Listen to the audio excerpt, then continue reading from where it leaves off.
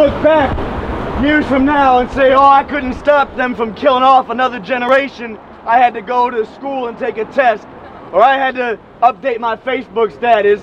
I couldn't be part of putting an end to the new Jim Crow. No, we are part of that. You here today are part of the thousands today taking this pledge of resistance and to take this throughout the month of October to another level where people cannot say, oh, I didn't know that slow genocide was going on. I didn't know this was going on all the time, and I didn't know that there were other people like me who hated it and who said that they wanted to stop it. No, this month people learned there are thousands of people all across this country who are determined to put themselves to work to put a stop to this.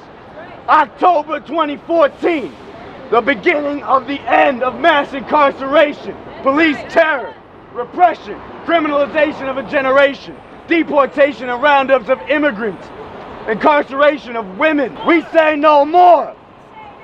This morning and yesterday at St. Nicholas Park in Harlem, dozens and dozens of youth were part of taking the Fists Up Challenge, gathering together with their fists up and saying no more to police murder of youth. We are human beings. No more. No more. No more mass incarceration. No more. No more miseducation. No more. No more treating unfairness. No more. Justice for everyone. They don't want our kids to compete with the other kids. And that is the reason that it's being done.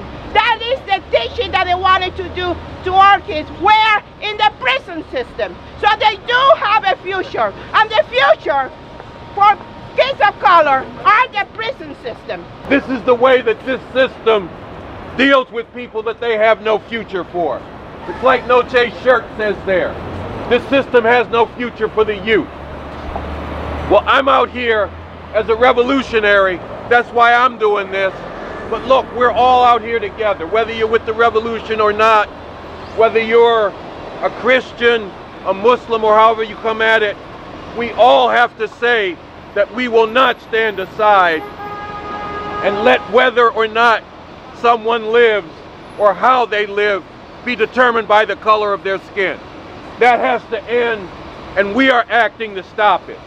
El 1 de octubre, toda persona que odia los horrores de la encarcelación en masa y las consecuencias que trae, debería reunirse en sus escuelas, sus vecindarios, sus lugares de trabajo o en símbolos de los abusos del sistema judicial penal y hacer esta promesa. Después, todos tenemos que actuar en consecuencia.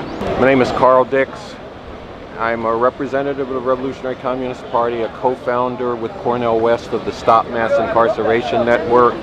Cornel and I issued the call back in February for a month of resistance to mass incarceration, police terror, repression, and the criminalization of a generation this October. This month is going to be a month of tens of thousands of people demonstrating, sermons being done in religious institutions, panels on college campuses, cultural events, all of it pointed towards building a stop sign to mass incarceration, police terror, and treating our youth like criminals. This has to stop. That's what brings all of us together. I in particular am here because, like everybody else, I want to stop this, but I also see it as built into the fabric of the system. This is the way the system handles people, especially young Black and Latino people that they have no future for. They've got no jobs for these youth. The education system is wrecked. And what this capitalist system does is it wants to put them under control, because they remember what happened when my generation was young and how we rocked this system back on its heels back in the 1960s. They're acting to stop that now by exacting tight control on folks. It amounts to a slow genocide with all that's being done, with the locking people up, police blowing people away, getting away with it scot-free. We are acting to stop this. That is why I'm here. That's why everybody's here. My approach to it is we need a revolution. It's going to take revolution, nothing less, to get rid of it once and for all.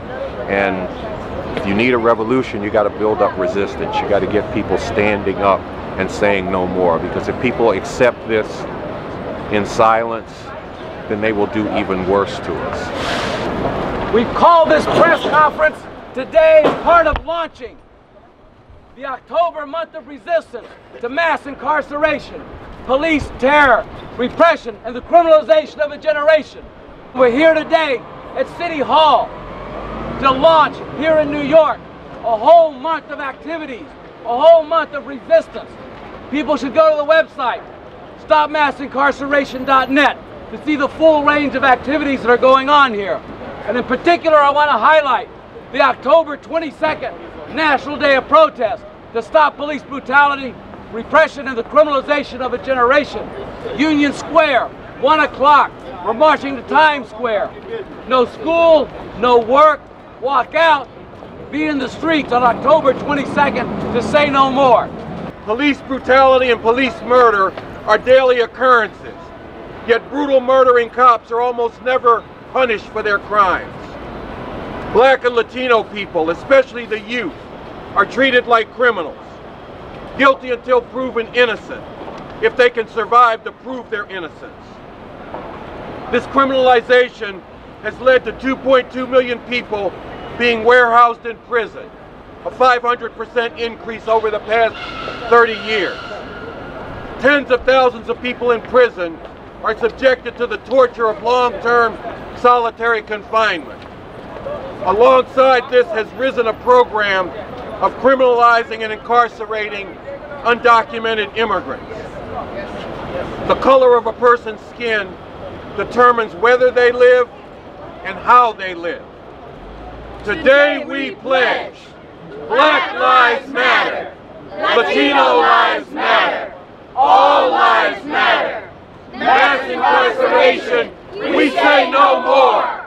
Police murder, we say no more. Torture in the prisons, we say no more. Criminalization of generations, we say no more. Attacks on immigrants, we say no more. We will not be silent. We will resist until these shameful horrors really are no more. I'm here as a representative of the Interreligious Foundation for a Community Organization, IFCO Pastors for Peace. We're here to stand in solidarity with our brown and black brothers and sisters who are being criminalized by the system.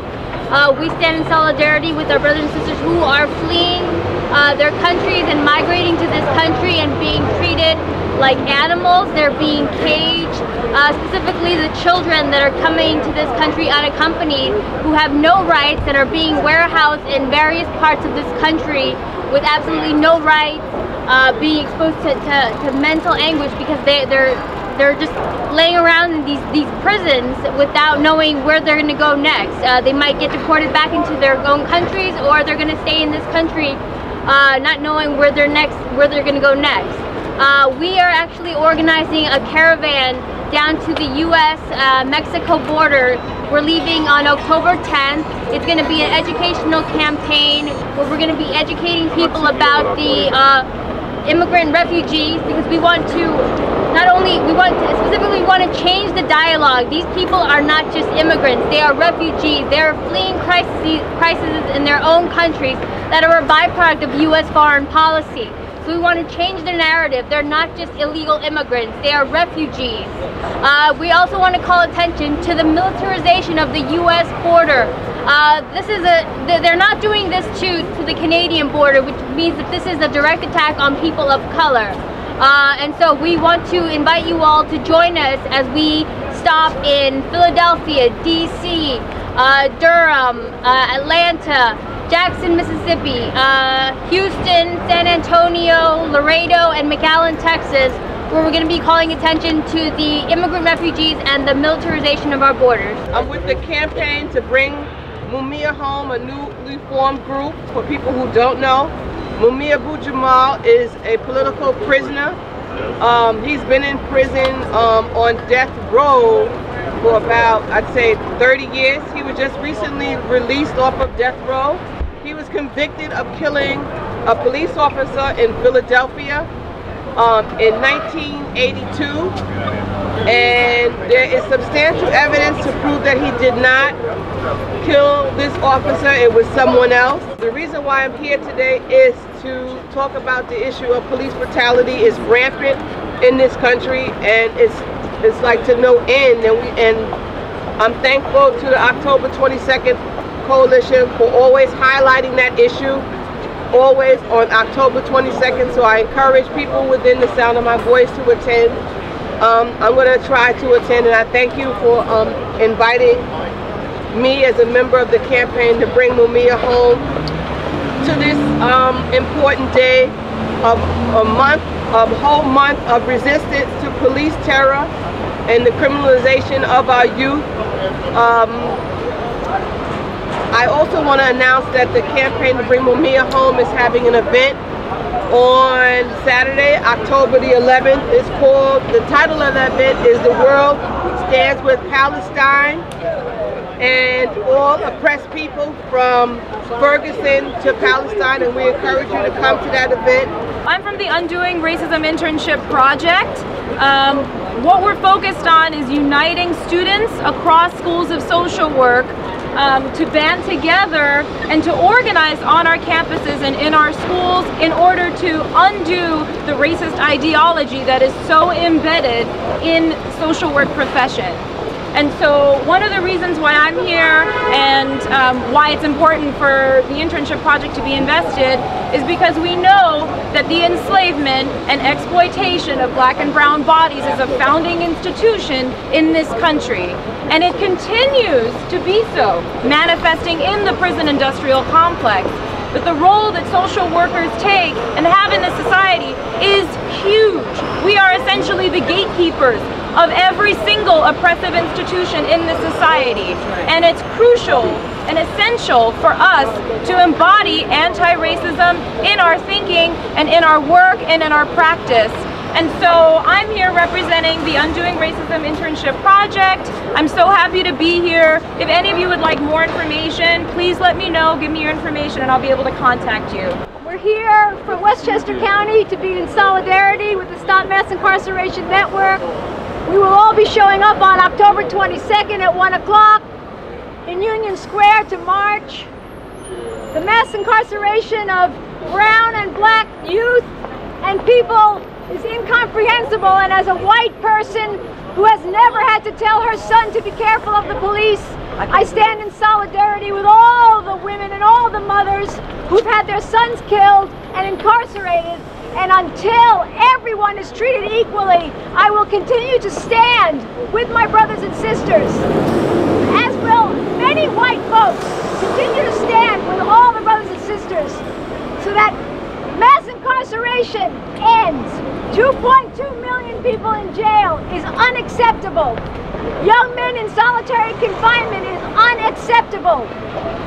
So I urge everyone to come out to the march and to be involved in all of the activities this month. Go to the Stop Mass Incarceration Network website, see what's going on here in New York. It's happening all over the country. Thank you. Police brutality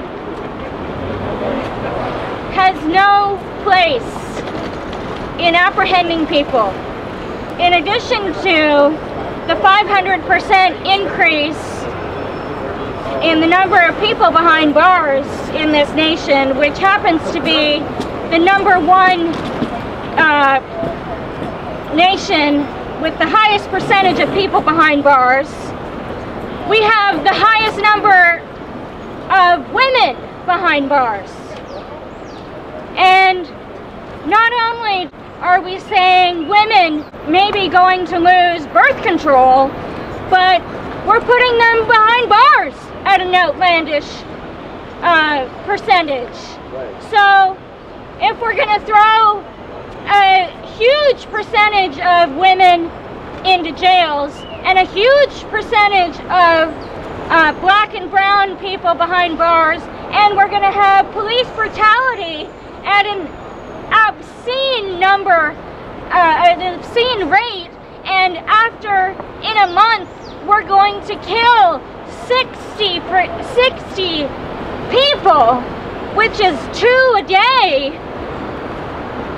We need to be fired up, all of us, not just the number of people that we have at this demonstration. As people have said, people in Ferguson stood up heroically and sent shockwaves throughout all of society. when they stood up defiantly and refused to go home in the face of tear gas and tanks and rubber bullets. They refused to go home, and they sent a message all throughout society that what goes on will not go on in silence anymore. What goes on will not go on without being met with resistance. Resistance! That when people stand up, they do not stand alone. Not alone! When people stand up, they can change everything. Change everything! Not when they stay home, not when they pray, not when they vote. We just voted for a new mayor. We just got in a new police chief. And we went from stop and frisk to crew cuts. From stop and frisk to stop and choke to death. All across this country, this goes on and on. Generation after generation of black and brown people targeted, gunned down, and murdered by police. But Ferguson showed us that this generation can be part of the ones that put an end to it. And people are standing up. Hundreds in Columbia University stood up and took a fist up challenge, calling on everybody to stand with the people who are standing up. Dozens and dozens over the last couple days in high schools in Harlem have answered the Fists Up challenge and taken it together, challenging others to pledge to resist, to be part of stepping out throughout October, and especially on October 22nd. Hashtag 022. Hashtag 022. No more police murder and brutality. Circle Times Square. No business as usual. Walk out of school. No work. No school. We have had enough. Enough is That's enough. right. Stand up. And all throughout the month, people need to be taking the example of defiance by blowing the whistle every time they see the police harassing or brutalizing someone. Not just, that's right. I don't want to see any more videos of the police killing somebody while people just stand by and record. No more. No more. Yeah, record them, but blow the whistle. Call on people to stand with you. Call these police out and be determined to stop them from murdering people. I don't want to see more videos of them getting away with murder after murder, like they did with Eric Garner, while the cop who killed him smiled and waved at the camera. This is not someone afraid of being recorded. But when people stand up, like they did in Ferguson, or like people have done with the whistles, they can change everything. They can back these police off, and they can fight to build a resistance that says we are going to stop this in our lifetimes. And we in the Revolution Club, we come at all of this from the standpoint of getting free. My name is Joyce McMillan, and I'm here today because I was affected by the child welfare system, and it's led me to want to volunteer within an organization that does policy change for child welfare, which is CWOP, Child Welfare Organizing Project. And it's dear to my heart because I realize that it's a systemic issue, that the policies and the procedures and the practices that are put in place are ones that will lead our children into the realm of the mass incarceration. It starts at a very early age. They're not incorporating parents into the policies that's being made, which means that parents don't have a voice. And I want to work to ensure that parents do have a voice in this policy making practice or procedure. I want parents to sit at the table where policies are made and be able to say what has worked, has not worked, and make change. What happened to me in the child welfare system is that my child was removed, and the place where she was put was not conducive to her becoming a productive member of society. While I don't believe they had real grounds to remove my child, they did so, and they didn't plan for her. And they don't plan for any of our children. And that's part of the practice. And that's part of the reason I believe they exist. Because when a child is removed from home, ACS's website, their mission statement clearly says that they will provide each child with the minimum and the bare necessities. The bare necessities is what they say, which is the minimum. So my child was getting way more than the minimum at home. And it's not conducive to anything that we want for our children, because we want for our children the same thing that white America wants for their children. But there is all of these plans and systems put in place to ensure that we don't receive that. So it is not only the child welfare system, it's the criminal justice system, the juvenile justice system, the way we vote, how we vote, everything that is systemic, everything that is run by the government is set up for us as black people, colored people, minority people to fail. Child welfare is a pipeline to prison. It's another form to incarcerate our youth, to not have them properly educated, to medicate them, to help prevent them from being productive members of this society. These children are not given a chance at life. They are ripped from their mother's arm upon being born. They are taken without any reason. People can just come into your home under the guise of being a child welfare worker and remove your children, put them on medication and terrorize the children and the family. This practice has to stop.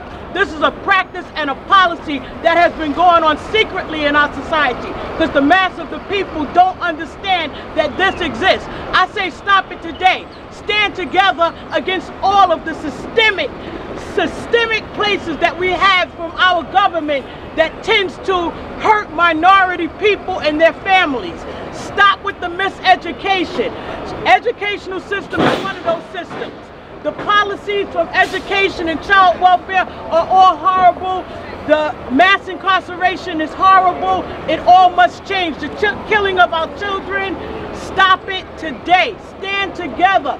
Band together. Tell our government that this will not be tolerated. We have a voice and we will use that voice. We will stand together. We will stay together. We will not be separated because we understand. United we stand, divided we fall. We stand together today to stop the systemic movement of hurt in our communities. They torment our children because when children are separated from their parents, they begin to act out. And their solution for a child acting out is to medicate them. Medicate them to the point where they're drooling and they can't think and they're sitting in a corner, they're still. And no one says anything about this. They say that the children has a mental illness. It's not a mental illness. If they're mentally ill, they're mentally ill against you for the things that you've done and the things that you're doing. Children stay in the system sometimes until they, what they call age out, age 21 years old. And then they're just turned onto the street. No place to live, no money. They might be given a Metro card, the same that they do when they're released from incarceration. They give them a Metro card and $5. Well, they know where that first meal is coming from. Where's the next meal coming from? Where is the night's sleep coming from? Where are, you know, all of the other needs and necessities? They're not to be found, so we have to stop this practice. My name is Henry Higgins. I'm a member of the Free Mumia Abu Jamal Coalition, and we're here today to protest this increased police repression against our people in the United States and in New York City in particular. The rounding up and imprisoning people for petty crimes or what are seen as petty crimes is simply unacceptable. The murder of Eric Garner this past July was the powder keg that set things off for many people in New York City. His murder was unjustified.